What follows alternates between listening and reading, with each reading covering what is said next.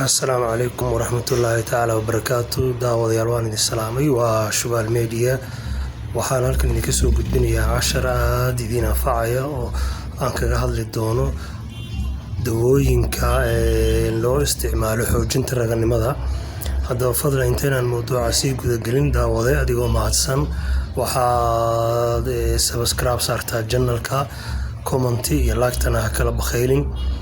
haddaan mowduuceena si guda galo waxa weeyaan sidaad ogtihiin isticmaalka dawooyinka raganimada xoojisa ama tamarta u yeesho xubinta ragga, taasoo aad isticmaalkeedu uu dalku u badanayo. sida aad ogtihiin farmasiyaasha waxa ay ka dhigeen qayb ka mid ah dawooyinka caadiga loo iibinayay iyaga oo kala mid dhiga sida dawooyinka madax xanuunka loo isticmaali jiray.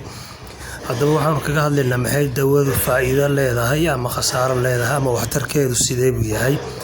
annaga oo ku horeyn doona laba qaab oo kala qaadi doono dadka isticmaalo oo kala ah dadka waaweyn iyo dhalinyarada.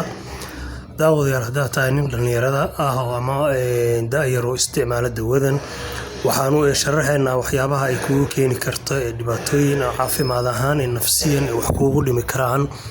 mawduucan aynu ku horeynayno dhalinyarada. haddii aad tahay nin daayar oo aad isticmaasho dawadan, waxaa halis u tahay inaad naafoodid amaba uu dhikar kugu dhaco amaba uu kaa guuro hadhow dareenkii oo aad la qabsatid isticmaalka dawadan. haddaba waxa ay dawadanu raacdaa dhiigga, iyo marka laqo xididada dhiigga ay raacdaa waxa ay tagtaa madaxa iyo waxaana ay xoojisaa garaaca wadnaha iyo iyada oo madaxa ku abuurta xanuun. haddaba waxaa halis ah garaaca wadnaha uu garaaco qofka ama madaxaasi uu xanuuno inuu ku keeno dhibaatooyin. waxaa dhici karta in qof dhalinyaro ah oo aanu qabin xanuunka dhiikarka ay ku rido dawadanu dhiikar. waxaa kaloo dhici karta haddii aad tahay nin dhalinyaro ah oo dawadan isticmaashid inaad hadhow lumisid awooddaadii Rabbi uu ku siiyay ee dabiiciga ah oo aad la qabsatay isticmaalka dawada. haddaba rag badan oo dhalinyaro ah oo ku dadaala cunida bahashan amaba aad isaga xilsaaray inay isticmaalaan iyaga oo uga danlay inay qanciyaan haweenta amaba ay ka helaan raaxo badan, ayaa waxa ay la noqotay inay la qabsi ka dhigteen isticmaalkeeda. haddaba waxa aanu leenahay dhalinyaro ka digtoonaada ama ka feejignow isticmaalka dawooyinkan kiimikada ah oo laga sameeyo waxyaabaha la isku dardaro ee aan la garanayn wax allaale wax ay yihiin iyagoo adigoo caafimaadkaaga eegaya. haddaynu ugu soo laabano dhinaca kale oo aynu ka hadalno dadka waaweyn, dawadan oo sideedaba asal ahaan loo sameeyay dadka 60 iyo wixii kasii weyn, ayaa waxaa suurtagal ah mararka qaar oo badhacaba inay dadka waaweyn laftooda ay ku rido xanuunka dhiikarka amaba qof weyn oo aan qabin dhiikar oo ku soo booda markaas dabadeedna uu naafoobo amaba uu nafsadiisa halis ay u gasho. sida marar badan dhacday in dad badan ay dawadan ku riday koomo amaba ay ka dhigtay naafo iyadoo dhiikar ku dhufatay markii uu garaaca wadnahooda siyaado noqday, xawligii uu wareega dhiigga ku shaqaynayayna uu sii laba jabaarmay. haddaba maxaa idinku kalifaya idinka oo awoodi kara waxyaabo dabiici ah oo dalkeena laga helo inaad isticmaasho dawooyin kiimika ah oo laga soo saaro wadamo shisheeye?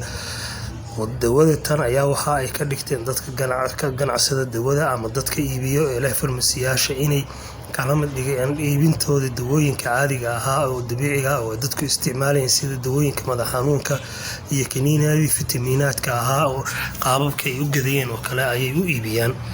waxaan marka uga digaynaa daayarta Soomaaliyeed amaba dadka waaweynba inay ka feejignaadaan ama ay ka dhowrsanaadaan amaba ay ka fogaadaan isticmaalka dawooyinkan kiimikada ah oo lagu soo sameeyay wadamada shisheeye oo ay dadku ka raadiyaan xoojinta raganimada ama tamarta xubinta ragga inay u xoojiso amaba ay shaqada waqti dheer ay qaban lahaayeen ay iyaga booskeeda ka geliyaan inay u isticmaalaan si joogto ah. waxaa haddaba dalka laga helaa waxyaabo dabiici ah oo qofka awoodiisa raganimo laba jibaaraysa.